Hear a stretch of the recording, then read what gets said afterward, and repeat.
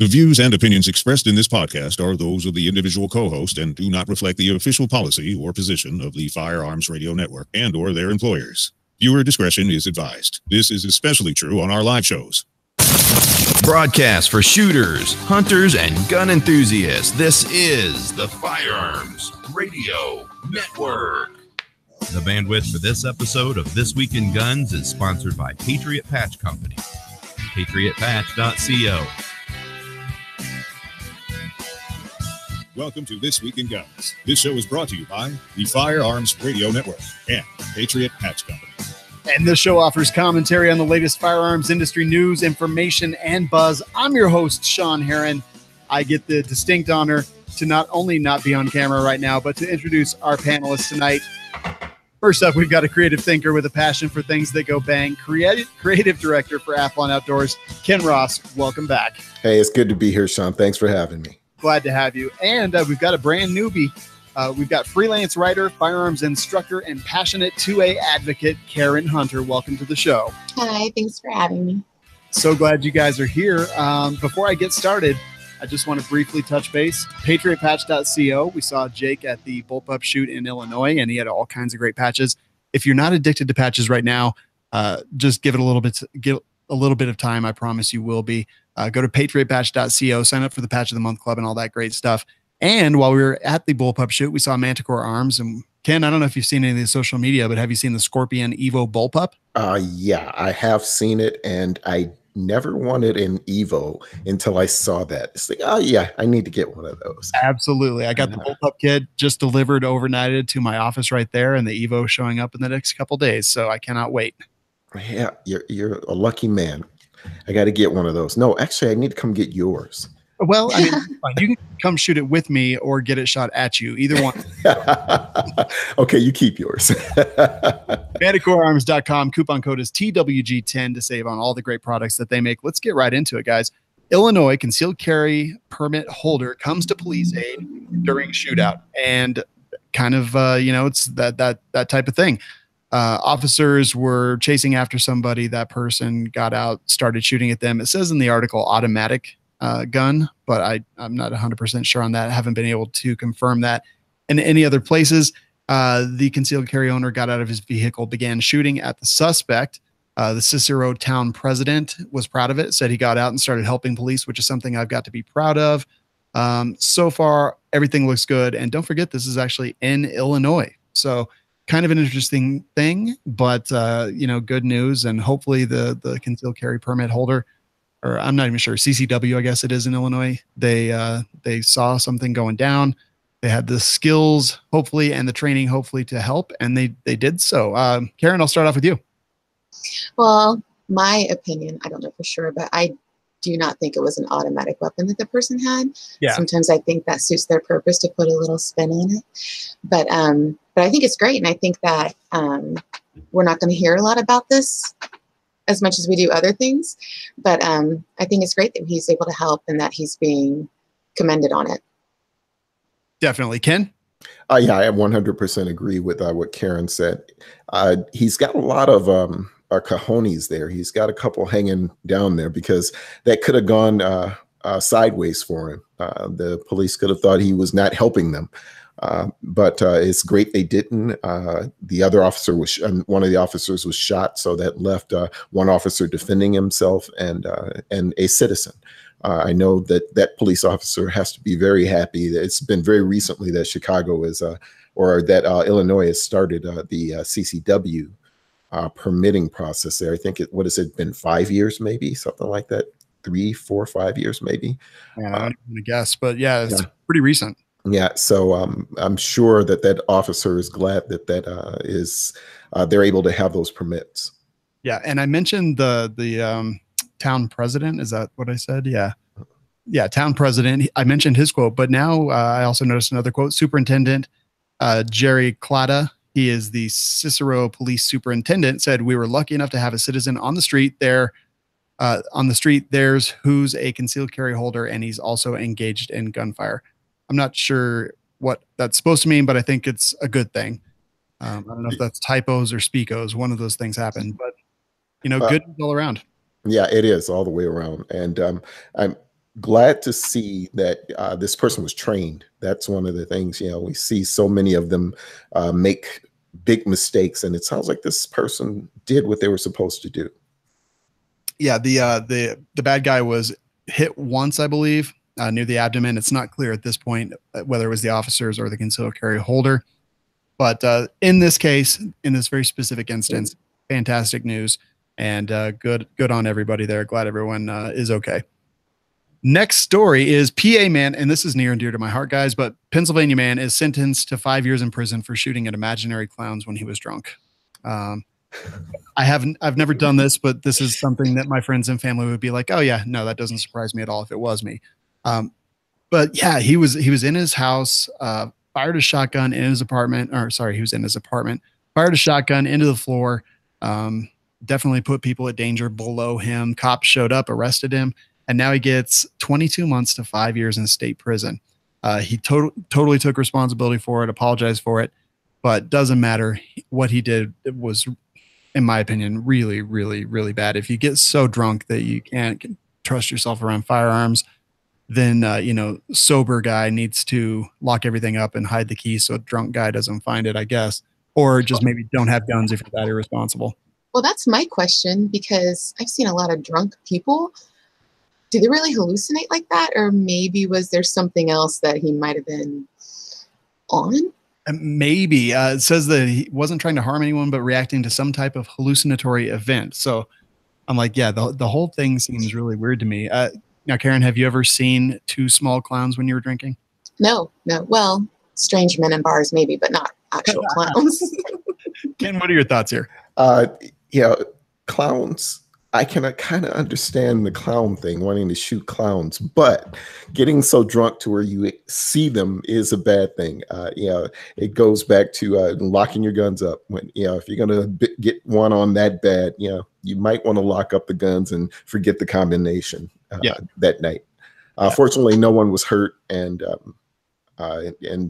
hopefully he learns his lesson and gets the lesser part of that sentence. I just think things are not going to go well for him in prison if he doesn't beef up that story somehow. Yeah, don't be like, dude, I was shooting at clowns, so now I'm serving jail time. You have to be like, I murdered 6 clowns. And right. But it's a story that people should heed and listen to, because honestly, if you're going to shoot at small clowns, make sure that you're trained enough to actually hit the imaginary clowns so that there's evidence when the police get there. Because otherwise you can end up in this guy's situation. They were hiding behind the couch. He couldn't get them. But also, don't drink and touch guns. Do not do that. Absolutely. Police seize dozens of guns from man accused of shooting at city workers. So we see this all the time. This comes to us from San Diego. It is on MSN.com. We see this all the time. We see someone gets in trouble for something. Cops go to their house and then they raid, and there's a stockpile of firearms, and it turns out to be usually like a high point and 200 rounds of ammunition, and a copy of Soldier of Fortune or something like that. In this case, they don't actually use the word arsenal anywhere, but I would say that that's pretty reasonable. 75,000 rounds of ammunition, as well as explosives, a smoke grenade, 4.5 pounds of black powder, 21 rifles, a bunch of handguns as well. So this guy obviously had a big collection of firearms and ammunition. There's nothing wrong with that. But what is wrong is that there was a water department worker that came on his porch, saw him through the window, said, "Hey, I'm here from the water department. We're working in your neighborhood and I'm trying to fix the water." And the guy came out on the porch with a shotgun, said, "I don't care who you are," and shot at him. So awful. Ken, why don't you start us off on this one?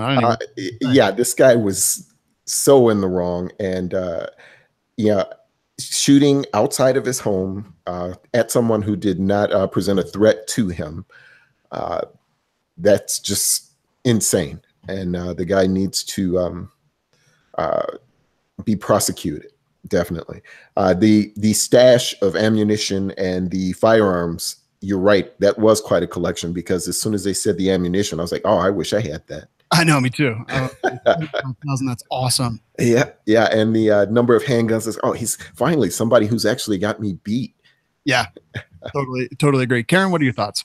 Actually, well, it was heinous and ridiculous, and he deserves to be punished. And just, I feel bad for the city worker's family.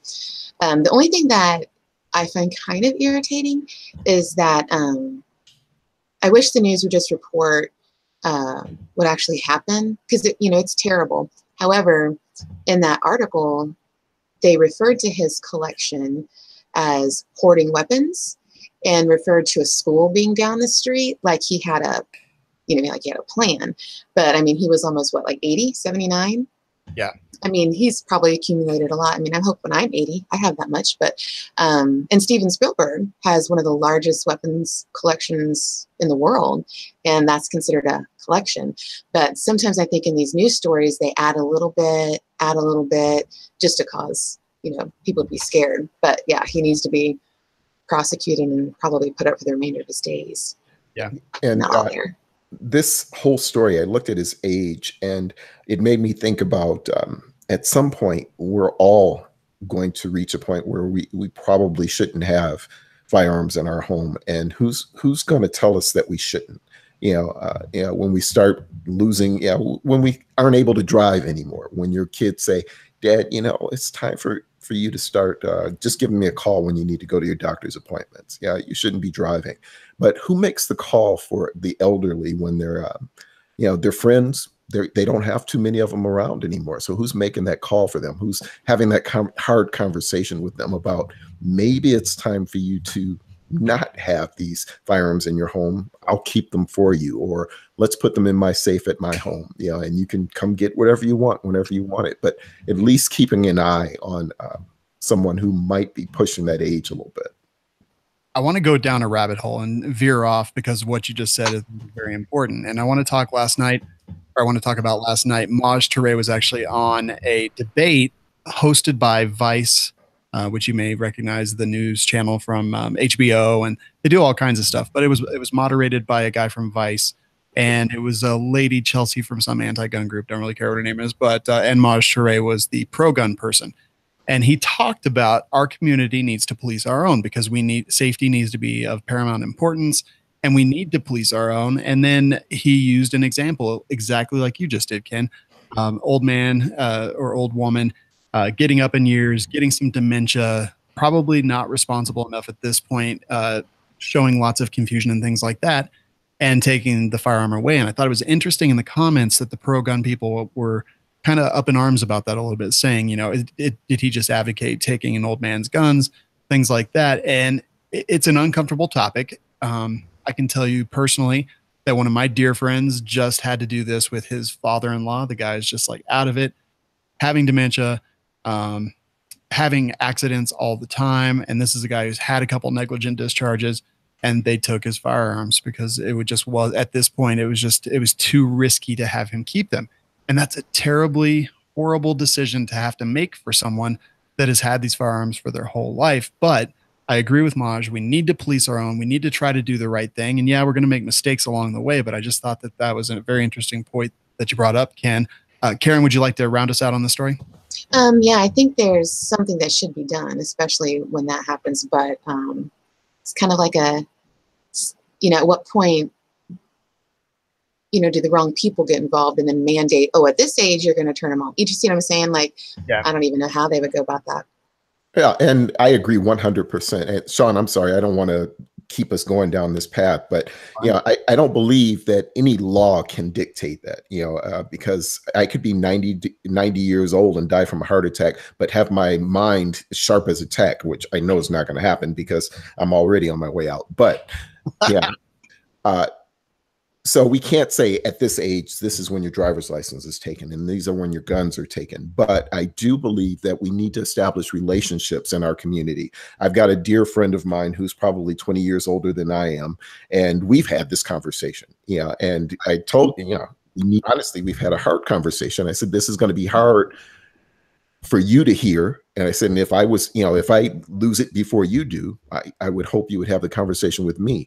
He said, but you and I need to back each other up. If something is going on with you, I'm going to have this conversation with you. I'm going to tell you it's time to put them away and lock them up. And he agreed. And those are the kind of relationships we need to establish in our community.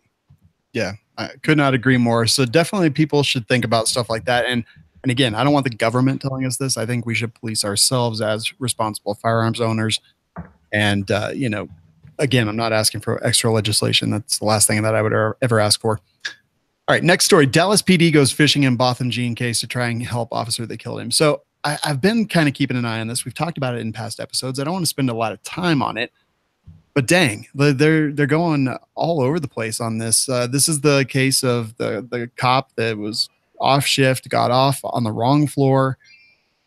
What she thought was her apartment, pushed on the door. It was a little bit ajar, sees a shadow in there. The shadow is the person who lawfully and legally lives there. And then gives him verbal commands and shoots him, and he dies. And then you put yourself in the place of the person whose apartment door just got pushed open and some lady screaming at him from the doorway and then shoots him. So, obviously he doesn't have any requirement to comply. That would be ridiculous. But all I see is these stories where they're getting search warrants for his apartment and talking about how they found some marijuana. Like, who cares? He's the victim in this, in my opinion. I'm just honestly a little bit taken aback by all the stuff I'm seeing in the media about this police department kind of going after him and running a tiny bit of a smear campaign, for lack of a better term. Karen, are you familiar with this, and what are your thoughts? Yes. I think it's terrible. I think this poor man,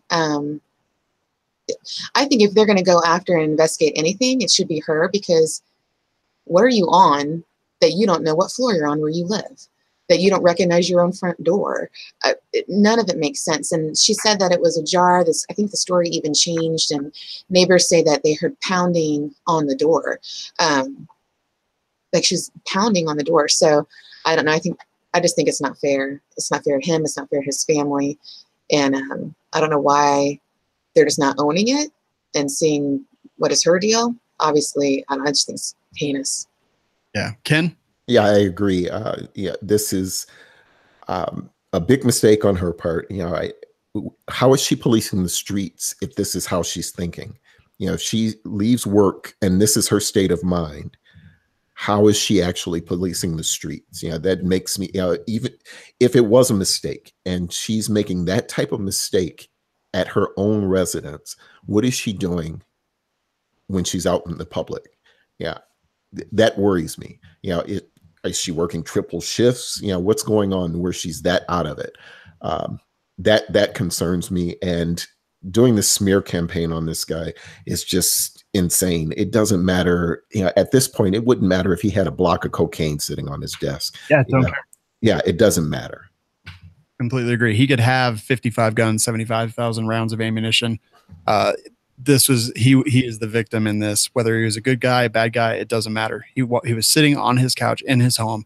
Someone opened the door and shot him. That's pretty clear. Of course, I want them to unearth all the facts, but it just seems to me like they're pushing in one direction they shouldn't be. I will say that I've also read in a couple other places that Dallas PD is under heavy overtime requirements right now, and honestly, probably some of this blame, some of this responsibility lands on the shoulders of her superiors, and that's probably why they're kind of pushing this so hard, because it is a little bit surprising personally for me to see. I agree. I agree too. Bill Ruger Jr. passes away. Just a little bit of an aside, former Ruger CEO passed away. He took over from his father, William B. Ruger Sr. In 2000 and retired himself in 2006. Was the CEO and on the board of directors and all that stuff, and passed away. I don't think this will have any real bearing on the operations of Ruger. He's been gone for quite a while, but kind of interesting side note. Do you guys have anything to add here? Sorry for the family. It's always hard when you have a loss like that. I did a little bit of looking when I saw this earlier in the week to see how he affected the company. I know after the father passed away that they were freed up to do a lot of things that they weren't doing in the company before, types of guns that they would produce. And it looks like he was at the very beginning of that. So it looks like he might have had a little bit of influence in the turnaround of Ruger. Karen? I agree with Ken. So I was also just going to say that, Ruger in the last 5 years has been making some good strides and doing some really cool stuff. Not sure who exactly is responsible for all that, but they deserve a pat on the back, in my opinion. Agreed. Next story, intern for Senator Ted Cruz arrested in Washington, D.C. for unregistered ammunition. Wow. Excuse me. So here's what happened. The guy gets into a little bit of a kerfluffle with somebody. They're in their cars. The cops respond. The cops show up. The cops see a couple of shotgun shells in his vehicle. So he is immediately arrested because he has what's the term that they use? Unregistered Ammunition. So in DC, you can have ammunition for a gun that you don't legally own and have registered, or whatever other hoops you have to get around there, which means that apparently he didn't have a shotgun and literally arrested for this. He's been put on leave by the Ted Cruz campaign. He was just an intern, not a big deal there, not anyone who's mandatory to have for any kind of campaign or anything. But I think it's interesting that he was placed on leave. Maybe that's just their policy, but this is just such a stupid and ridiculous law. Karen, what are your thoughts? Well, it just takes my mind to where I find ammo on me, like in my makeup bag, in my pockets, in the washer. I mean, I just think it's ridiculous. Like, I don't know. The whole thing's ridiculous. I went to pay for lunch today and this bullet fell on the floor. Right? The cartridge fell on the floor. I was like, oh, okay. Yeah. I feel sorry for the guy. I don't know. Yeah, that's my worst nightmare in the airport is a bag that has ammo in it.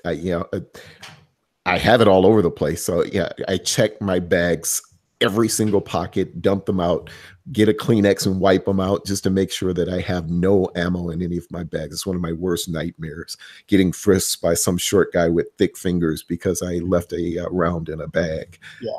Not just that, but you can't even have the casing. Yeah. An expended case.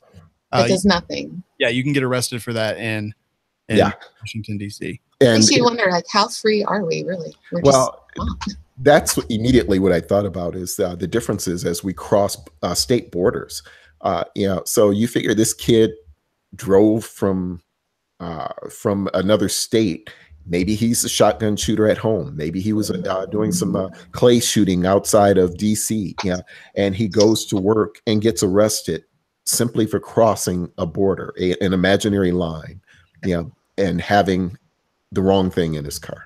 So from one place to another, you can be arrested for nothing. Yeah, absolutely nothing.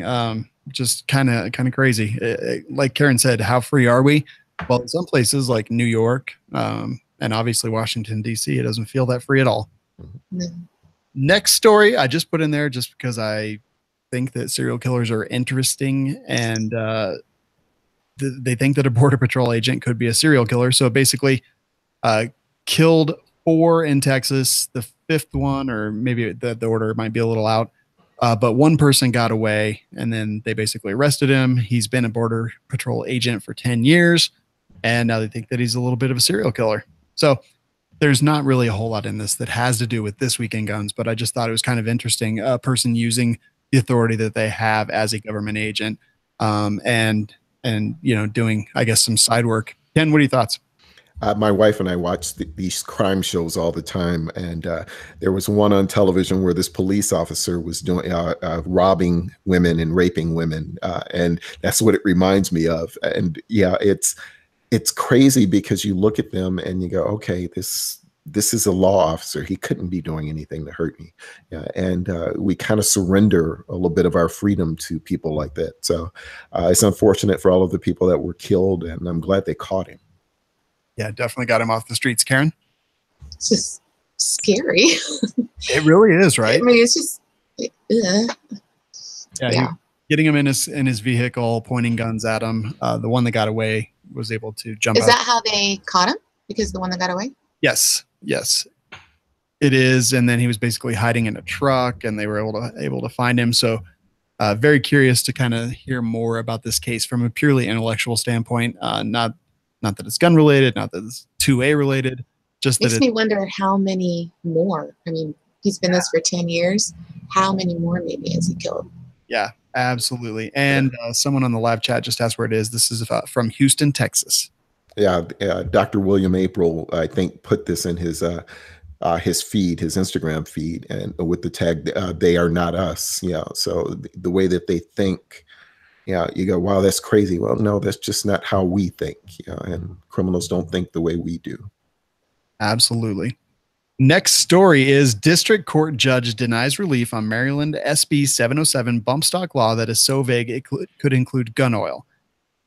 So we've talked about this on the show before, but basically United States District Court Judge James Bretter denied Maryland shall issue's motion for temporary relief against the state's ban. It is against the possession of rapid fire trigger activators. Apparently you can fill out a form and send it into the ATF, and that kind of gets you around it. But the judge actually warned the state that he had real problems with how vague the statute was.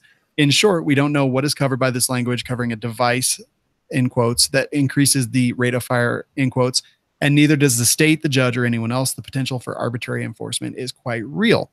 And what that means is anything that increases the rate of fire, they do mention a device, so I think that would be a little bit of a jump to talk about gun oil, but it really can increase the rate of the action, which I guess would make sense. And I guess when he talks about arbitrary enforcement, if you got an officer or some other law enforcement agent that really had it in for you, this is one of those kind of throw on charges, and they could kind of twist it however they want. And in my opinion, we have no room for laws. They could be twisted however they want. It needs to be spelled out, extremely clear about exactly what's happening, what the violation is, and what the repercussions of that violation are. Karen, thoughts on this one? Well, I agree with you 100%. And part of me is so tired of hearing about the bump stocks. Oh, I know. Like, it's just, yeah, I don't know. I mean, are they really? I don't know. I just think it's ridiculous. I think they're like picking at things that even if we don't have, I mean, I don't know. I just don't have the words for that one. It's frustrating. Yeah, it is frustrating. Ken, thoughts? Yeah, this goes in the category of things that criminals don't care about. Right. Yeah. We keep making once again, this is rules that innocent, law-abiding people will follow, and criminals won't even hear about this. They don't care what affects the rate of their fire. They will pay whatever they need to pay for a fully automatic or a semi-automatic, and they'll go out and they'll commit their crimes. Start chasing the criminals. Stop chasing innocent people. Exactly. And another thing that I noticed was kind of interesting on this is that you have to send in the application for authorization of rapid fire trigger activators to the actual ATF in Washington, D.C.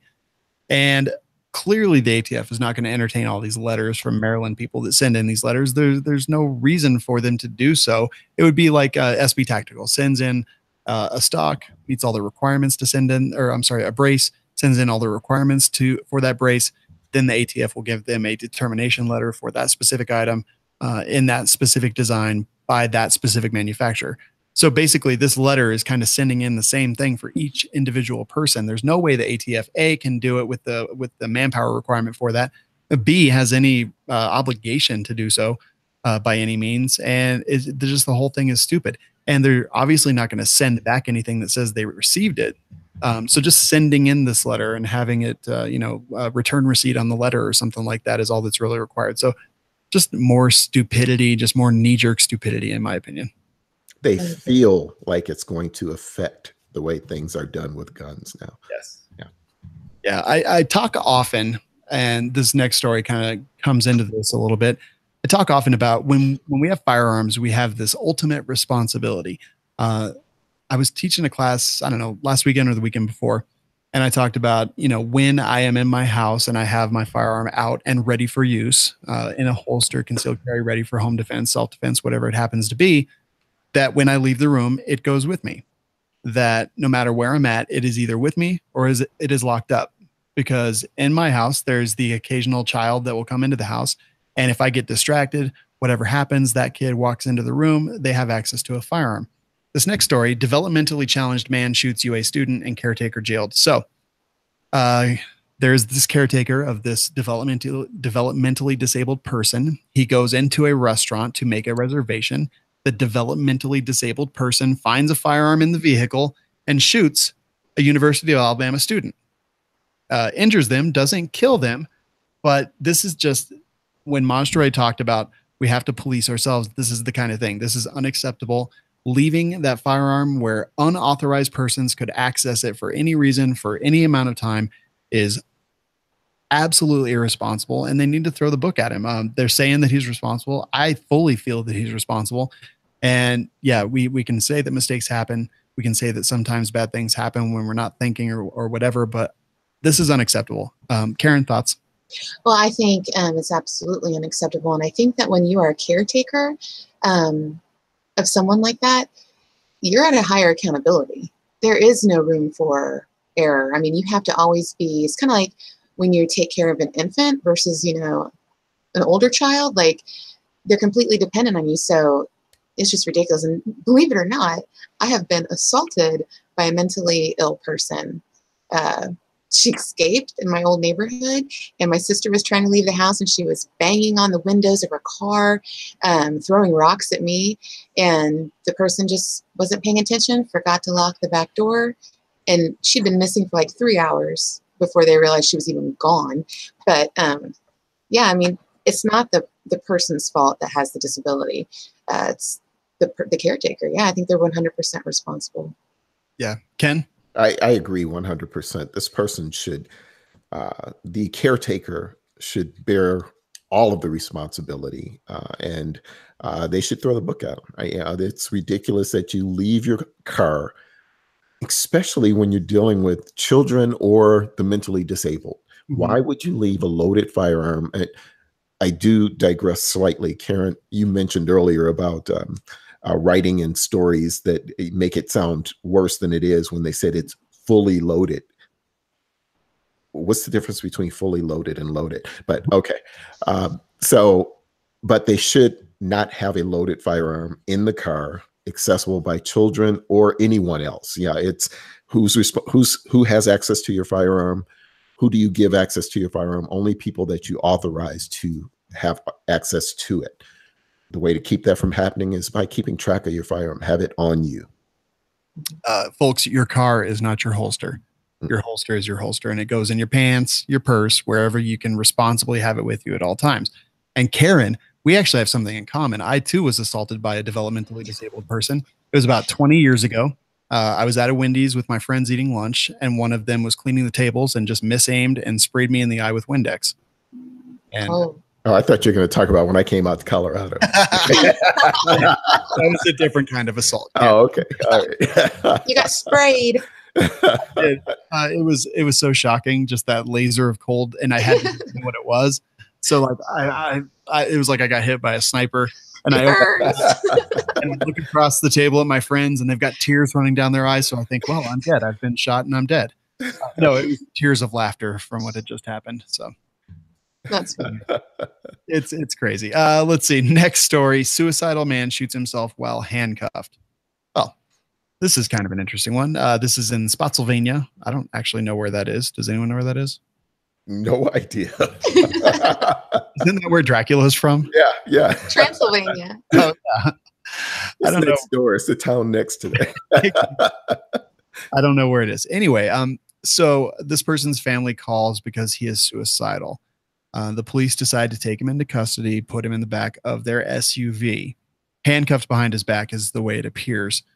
This person was able to get the handcuffs in front of their body, reach through into the restricted area of the vehicle, find a firearm, load said firearm, which was stored unloaded, according to the story, and then shoot themselves in the head and the back of the cruiser. The person did survive. They were taken by ambulance. The sheriff's deputies brought him out, took him by ambulance to the hospital. He's had 5 surgeries. The person's mom is really super upset about it and has a GoFundMe page to help with their son's medical expenses. And I don't even want to talk about this one personally. I want you guys to talk about it. And Ken, I'll just start with you. Okay. There's so much wrong with this story. I wasn't there. I don't know what the police officer did, but it doesn't feel like he was searched. Yeah, it feels like he got into that car with everything he needed to mess up. He made a phone call. Somehow he had his cell phone with him. He made a phone call while he was in back of the car. He shot himself while he was in back of the car. Who searched this guy? Yeah, and the other thing is, he shot himself and he lived. That's the suckiest thing. to ever happen. Yeah, I mean, it's not like he shot himself in the chest and left of his heart or whatever. He actually tried to kill himself and live. That's And to be clear, it was the sheriff's deputy's gun from the front of the car that he was somehow able to get up there, and he shot himself under the chin. Yes. Now, yes, it was the sheriff's deputy's gun that he got from on the other side of a fence that was there with ammunition. And what the heck is going on with this deputy's car? Yeah, I mean, there's just so many holes in this story. Definitely. Karen, thoughts? Really trying not to laugh. It's not funny, but I'm picturing like a contortionist. Like, how did he do that? Like, how did he get his hands around to the front and then handcuff, reach over? And where were they that they didn't see these handcuffed hands coming through the, I don't know. I'm just trying to visualize it and I can't. So it's weird. It's bad news. Like the whole thing's bad news. It is really tough to know how to feel on this one. On the one hand, I think suicide is awful. I feel awful for the people that are left behind. And the officers or the sheriff's deputies were clearly trying to avoid that. They were clearly trying to provide help. And then for the mom to blame the deputies somehow that this is their fault. I mean, she called them because he was suicidal. It's a string of bad luck, and the mom needs to shut the heck up. So he started behind his back, somehow got his handcuffed hands in front of him. It's unclear. Got the gun and shot himself here. It's unclear if if they actually did get in front of him, but they do say that they were behind his back when they put him in the vehicle, but they actually don't say where they were when he shot himself. But yes, he either got the gun with his hands behind his back or with them in front of him and shot himself in the chin. Yeah, this guy should not have killed himself. He had a career in magic. Yep. For the circus. Houdini. Yeah. Mm-hmm. Yeah, I don't know. And I hate to make light of it. It's all sad. I apologize for it. But yeah, it's crazy. Everything that he did to get to that gun, to kill himself, make a call before he did it from a cell phone that came from nowhere. Yeah, it's just amazing. And then how bad is it going to be when he becomes conscious and realize he failed? What was, I don't know, the whole thing's just, I mean, I'm glad he lived, but yeah, I'm not sure if I am or not. I don't know. Where was that at? Pennsylvania. It almost sounds made up, but I think maybe it's in Virginia. Fredericksburg.com. I don't really know. I don't really know anything about anything anywhere really.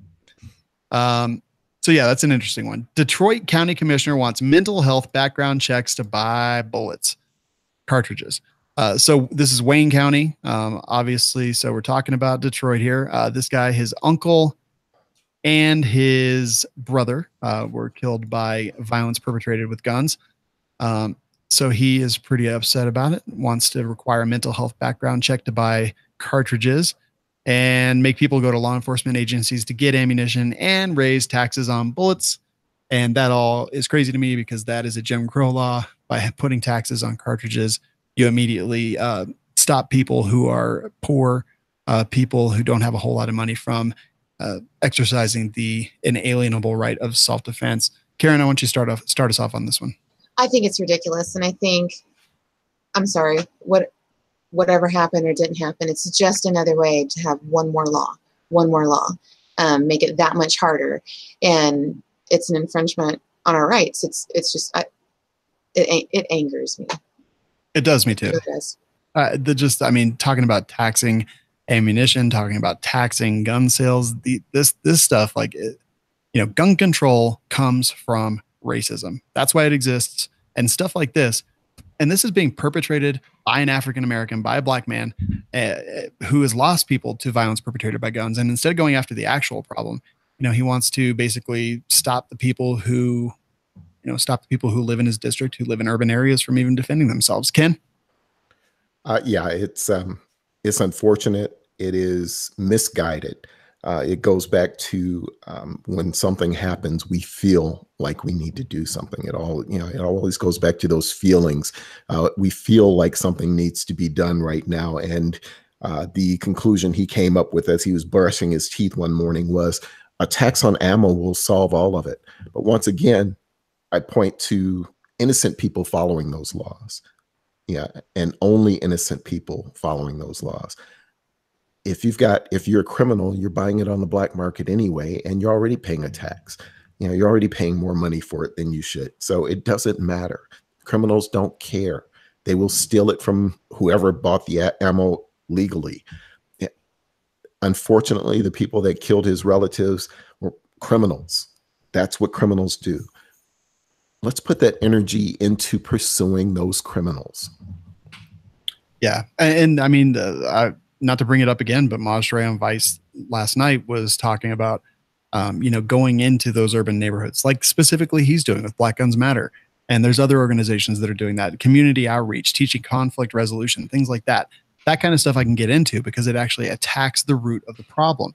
It attacks our society. And that's where we need to really make a lot of these changes, because that's where the fixes lie. I will say in this article that at the end of the article, there's a whole lot of opposition to this. And they quote some gun rights advocates. Rick Ector literally laughed at the idea, is the quote from this story. And it says, despite burgeoning opposition, Davis hopes that his bullet bill will be a model nationwide for preventing gun violence at Woodlawn Cemetery, which brings me to my next point. He's doing this press conference at a cemetery. Yeah. He's looking for some camera time. Yeah. Yeah, it's unfortunate. The whole thing makes absolutely no sense. And you're right. The problems, the hard problems, this is an easy answer to the problem. Let's get rid of the guns. That's not what the problem is. Europe is finding that out. You're going to kill crazy people, and angry people and psychotic people are going to kill each other with knives and clubs and hammers. And it's going to happen. They're going to find ways to kill each other. Let's figure out why these things are happening in our urban communities. What's going on, and really fix those problems. And I can name them off the bat: education, economy, jobs. There are several things that are, healthcare.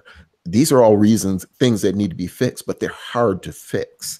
So let's just jump on the easy one and point at it and say, as a politician, I'm doing something. I'm saying we should ban bullets. Yeah. It's the same thing as you see water leaking from your ceiling, so you just put some duct tape over it. You're not attacking the problem. You're just trying to hide the symptom, and it's stupid.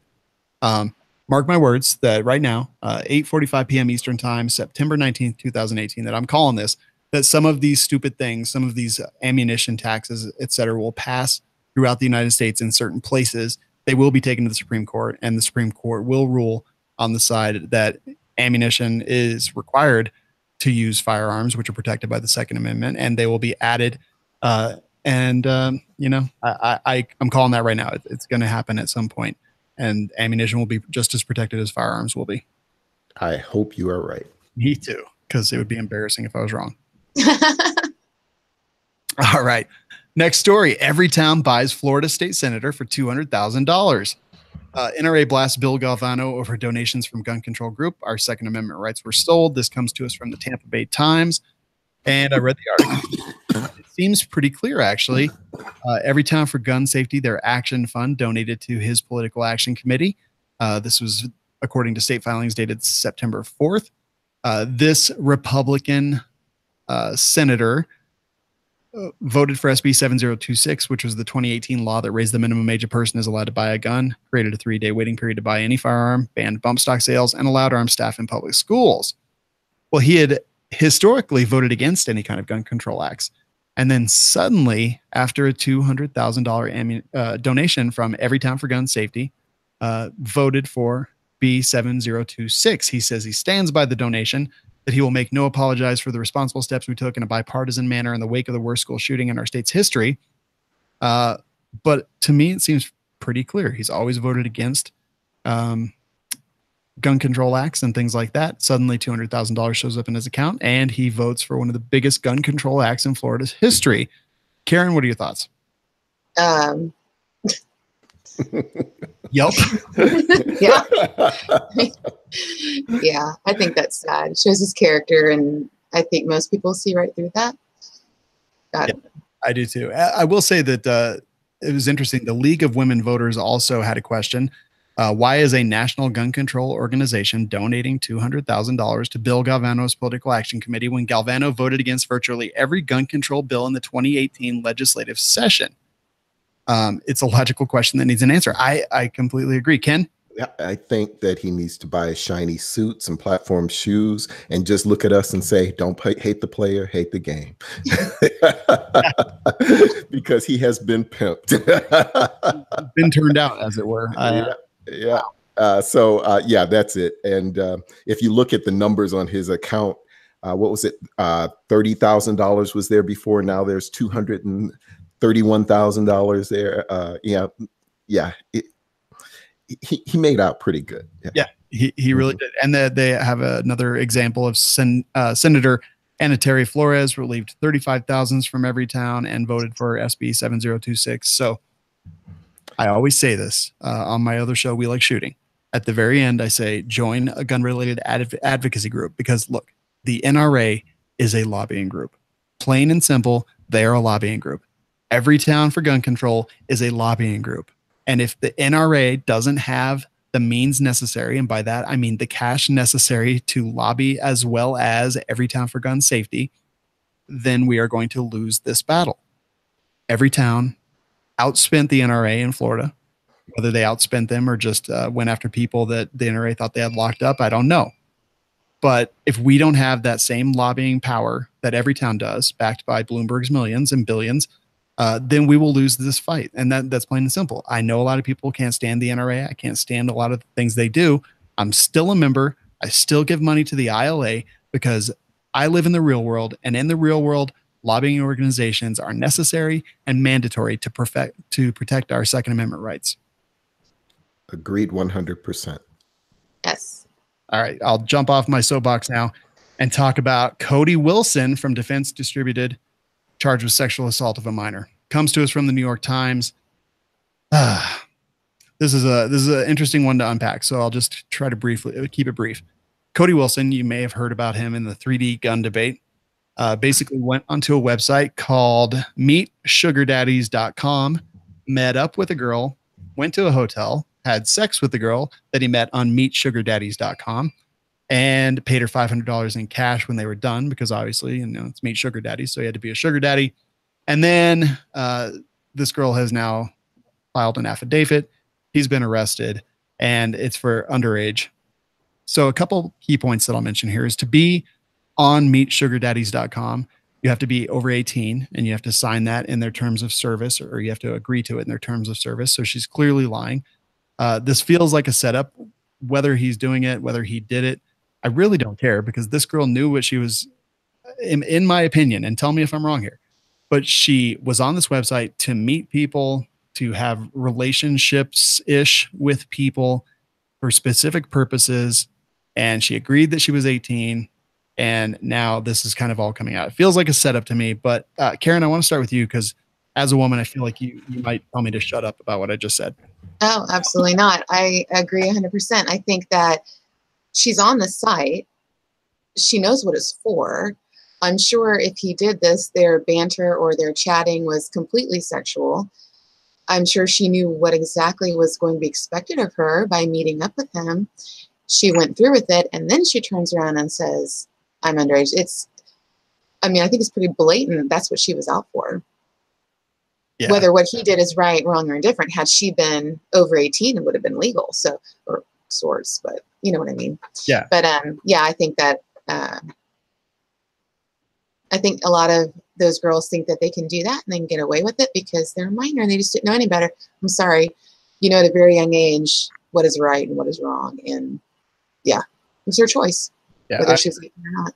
I'm very much against the she was asking for a type mentality. That's ridiculous to me. No one ever asks for sexual assault of any kind.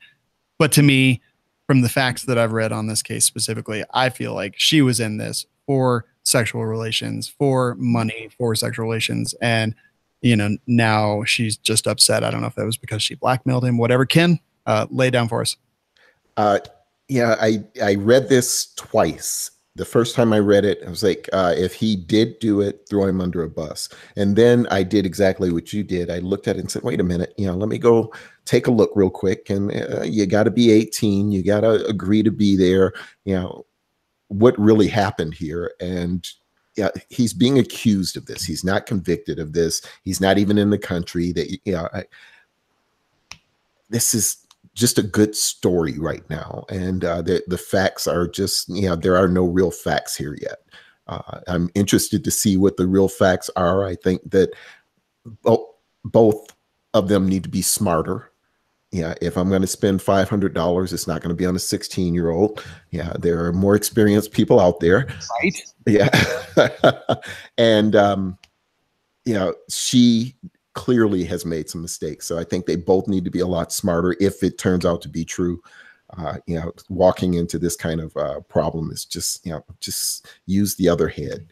Yeah. And I believe that he's not been accused of rape or anything like that, just sexual contact with a minor. So that tells me even more. And apparently this girl told a counselor, and then they confirmed the details using surveillance video. So let me ask you two a very point blank question. If Cody Wilson had sex with a 16-year-old girl, with the facts that we understand that they were on this website that was clearly a hookup type website, and he's convicted of it and he's guilty of it, do you care as far as what he's done? Defense distributed 3D gun plans online, et cetera, et cetera. Like, does it matter, Karen? No, it wouldn't matter to me. I'm sorry. Yeah. I mean, if he were, I don't know. I think I can keep those two things separate. Yeah. One has nothing to do with the other. The only reason he's in the news is because he owns that company. But it has nothing to do with the other. And if you take him out of it and you say the kid down the street decided that he fell in love with a 16-year-old, it wouldn't mean anything. They would say, hey, guy, you really need to be careful with dating this girl. You could end up getting in trouble with it. Make sure you don't piss her off. And then 2 years after that, they get married. It's nothing.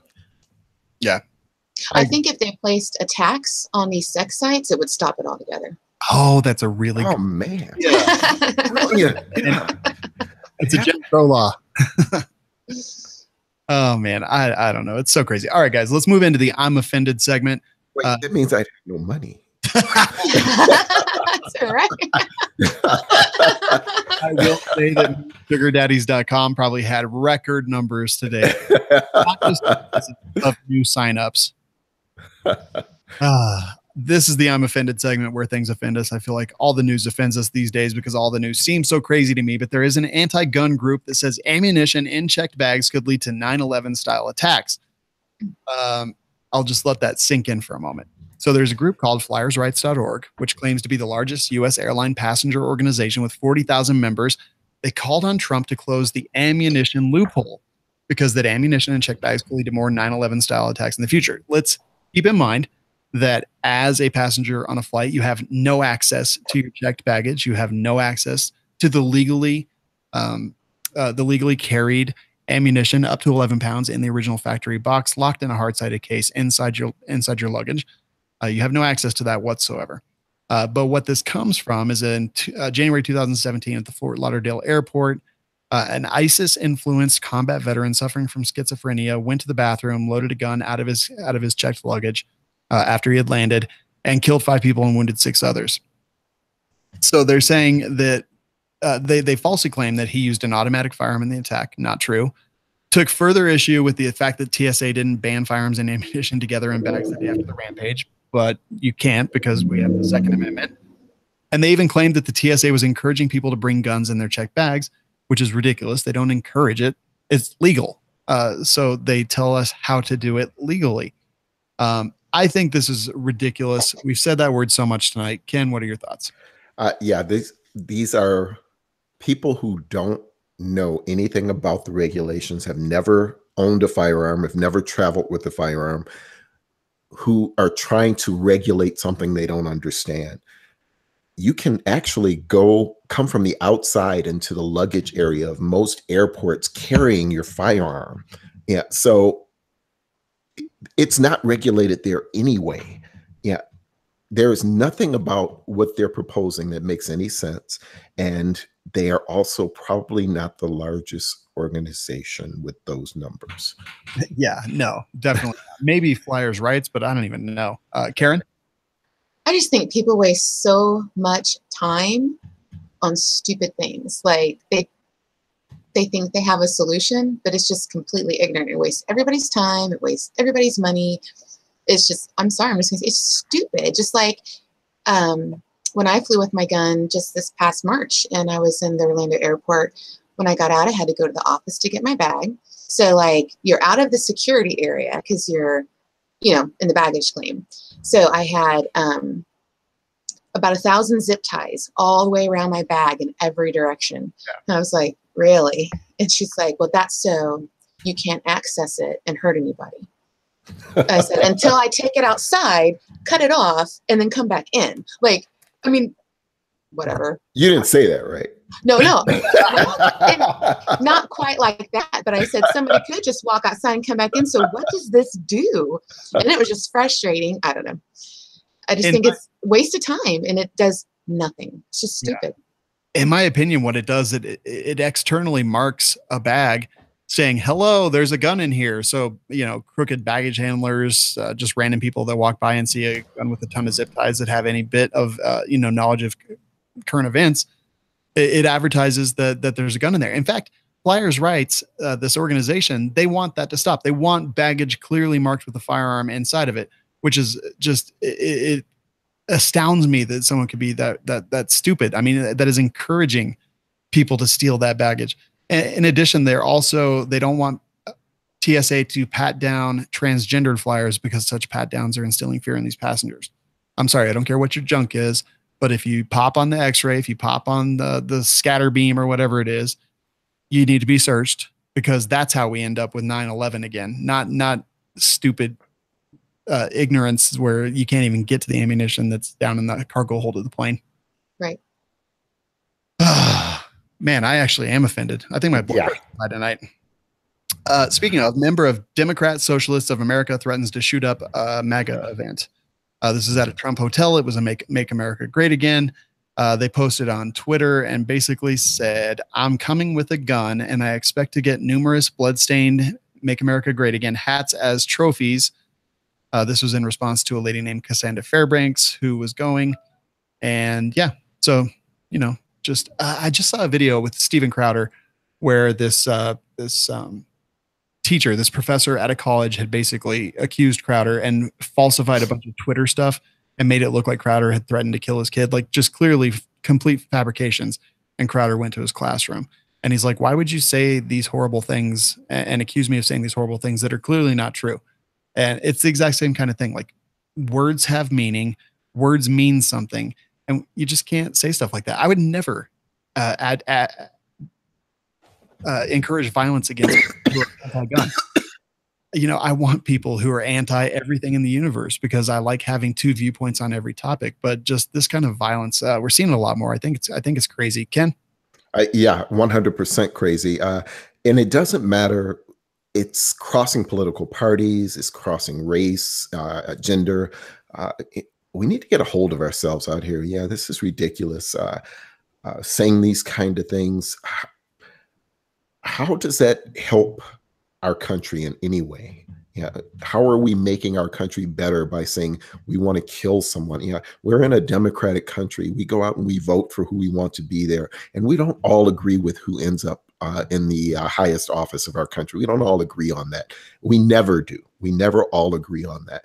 But we do agree that it is the way our country works, and we move forward and we make the best of whatever situation we might be in. And yeah, there are backstops for whatever problems might come up, with that office. Yeah. Why are we trying to hate each other? What's going on with us? Why are people trying to hate each other so bad? Why are we trying to hurt each other? Yeah, I just don't get it. Yeah. Karen? I just think it's a bunch of adults that are like children throwing temper tantrums, but they're violent. I didn't get what I want. I didn't get my way. I won't accept it. Everyone's used to everybody gets a trophy. I don't know. I just think there's a mentality that is out there, and I don't know, it's very double standard. It's very hypocritical. It's very violent. And there are a lot of people that think like what that guy did is okay. Yeah. Because it was for the cause. No, he's crazy. Yeah. And no one can look at this stuff logically because they're so blinded by what I believe is conditioning. People bring condition and I don't know. It's insanity to me. I completely 100% agree. All right, that'll do it for I'm Offended. Let's move into our full-on news segment, which just has crazy stuff. But you guys each picked a story before the show. Ken, why don't you start us off? Tell us what your story is. Well, I had to pick the dad because I have a daughter, and I kind of see myself in this guy a little bit. You have a daughter, and you go, you know what? I might have to go, pull a Will Smith on this guy if he tries to date my daughter. The ex-boyfriend comes to the house and he's banging on the door, and they have company there. I guess people from the East Coast were staying with them. The daughter's there. She doesn't live there. She was hanging out there as well. She broke up with the kid, and he's a young gentleman, and he decided he wanted her back or didn't like the breakup. So he's banging on the door and decides to break into the house. And that didn't go real well for him. The father shot him a couple of times in the chest. They're not sure exactly, how it's going to shake out, but it looks like he broke into the house and he was doing something he shouldn't have been doing, and he got shot in the chest. So, yeah. Definitely. Karen? I think that, the dad was justified because, you see all the stories of these crazy teenagers that can't handle the breakup. And in this world where not everybody is with it anymore and everything's okay, you hear stories all the time where they kill the ex-girlfriend or they're possessive or they stalk them. And I think the dad was doing what he should have done. He shouldn't have been in the house. You don't break into a house. And if you do, that's what happens or could happen. So, he doesn't know what is he going to do? Wait around for this kid's intent and see what if he had a gun? You don't know. So, were they in jeopardy? Quite possibly. You could easily argue that. Did this person have the ability to cause bodily harm or death to them? Absolutely. And jeopardy, ability, and opportunity. Was the opportunity? Yeah, he busted his way into the house. He had the opportunity and the ability, and they were in jeopardy. That's pretty much clear-cut self-defense. So, good for them. Sorry to the dumb kid. Hope he is less dumb. And the dad is telling the daughter, listen to me when I tell you the guy is crazy next time. Exactly. Yeah. Exactly. Karen, what was your story? My story comes from Australia. So, so funny to me. Okay, so this isn't even gun related, but there were two big pythons that these people had, male pythons, and they were both almost like 6 feet long. They came crashing down in the apartment building through the ceiling of the people below them and landed in the spare bedroom. And if you read the article, it says they were dueling it out. So you think they're going to be like hissing and stuff, but when you look at the video, it looks like some sort of tantric mating ritual. They're just like really slow. But anyway, so they started fighting because they picked up a scent of a female. So they start to fight because they want to show her who's stronger, who's more worthy. So, how many snakes are in this apartment building? But anyway, right. So they get into this duct in the floor, and as they're slowly going at it, somehow they fall through and land in the people below their spare bedroom. And then they had to call the snake handler, and he came and got them or whatever. But they don't know where the female snake is. Yeah, I don't know. That's even more concerning. I know, but I guess if I was going to put spin on this, what if it was the master bedroom and there was a couple having relations, or you were in the bathroom, or I don't know, dinner table, snakes? I don't know. They're huge, but I just thought it was kind of funny. Holy moly! That's not something you recover from. Those snakes drop in your bathtub. You don't get better after that. Like no. You're messed up for the rest of your life. And in Australia, y'all need to get things under control. Y'all crazy. I was worried about drop bears. Now we got drop pythons coming. You're right, Karen. I don't know whether they're fighting or, well, okay, I don't want Kenny to have to bleep it, but. Right? It looks a little, I don't know. Yep. All right. It does. That is the perfect explanation. And that'll do for the show, guys. But before we go, I want to talk to you guys. Karen, what have you been up to? Writing, and training. I have my ladies concealed carry class this Sunday, day early. This is a group of ladies who, most of them are wives with the husbands that I shoot with.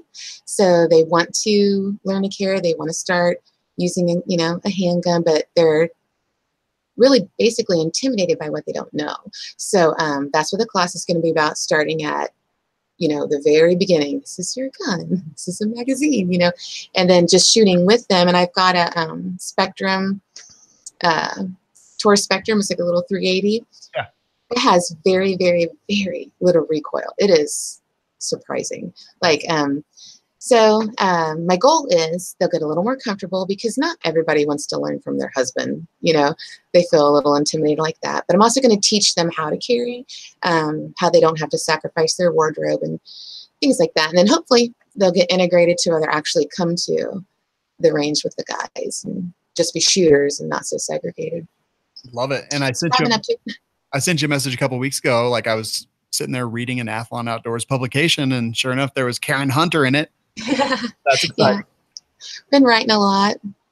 I think Ken gets a lot of my articles to do the layouts and stuff. Yep, I sure do. And he does a great job too. I'm like, oh, look at that. I know. He does do a great job. Now, Karen, where can people find you online and keep up with all the cool stuff that you're doing? Instagram, Twitter. It's my legs. Nice. That's so embarrassing. My brother's in there too. We should show my brother. Okay. He'll get a kick out of it. He's somewhere in there. I made him hold up a kettlebell. Nice. I'm on Instagram, Twitter, and Facebook. KL Hunter 42. Yeah, there's Scotty. There he is. Awesome. All right, KL Hunter 42. That is awesome. And keep an eye out. She's writing, she's teaching, she's doing all the things. Karen, thanks so much for being with us tonight. Oh, thanks for having me. Absolutely. Now, Ken, my man, what you been up to? Yeah, I'm doing a little bit of everything. I am helping out with the IDPA match coming up this weekend. I'm putting out, we just put out several magazines, finished putting out concealed carry, and I'm working on ballistic right now.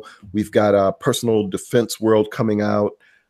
We've got our Athlon Outdoors rendezvous coming up at the end of the month. We've got, which Karen will be there hanging out with us, and Fred as well. We've got a lot going on. Look for a lot of social media and media content coming out of that at the end of the month. And I'm staying. Yeah. Other than that, I'm not doing too much. Just kind of hanging. Big deal. And Athlon Outdoors making some awesome stuff. I do love getting all the magazines in. I literally have a pile next to my desk that when I get frustrated or just need a break, I just kick back, look at the magazines, and they usually inspire me to do something cool. So when does the next issue of Ballistic come out? So my timing is always way off on this because I work on it and then 3 weeks later it comes out. So I believe it will be out by the end of this month. Okay. But I could be wrong. Okay. I just know I'm done. And where can people find all the cool stuff from Athlon? That's a great question, Sean. You can find most of it on newsstands, and we are also, Ballistic is now also on Zinio. You can find us on Zinio as well. So you can get it digitally, and a number of our other publications are starting to show up on Zinio. So we're moving forward here. You can also find our content online at ballisticmag.com. You can find us at tacticallife.com,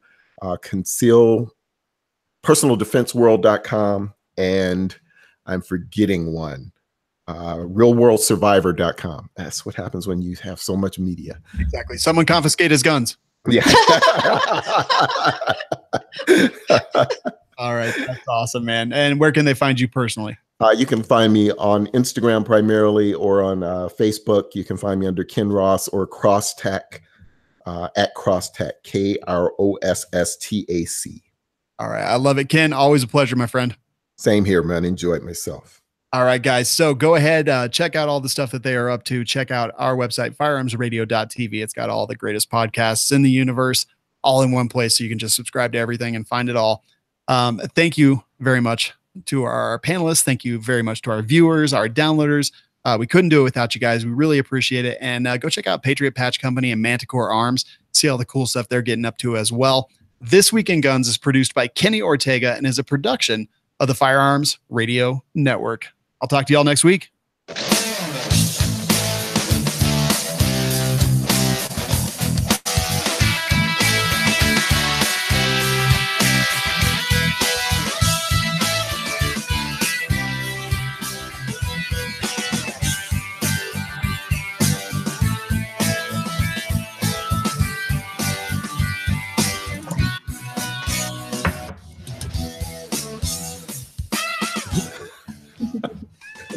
The Beavis and Butthead going, man.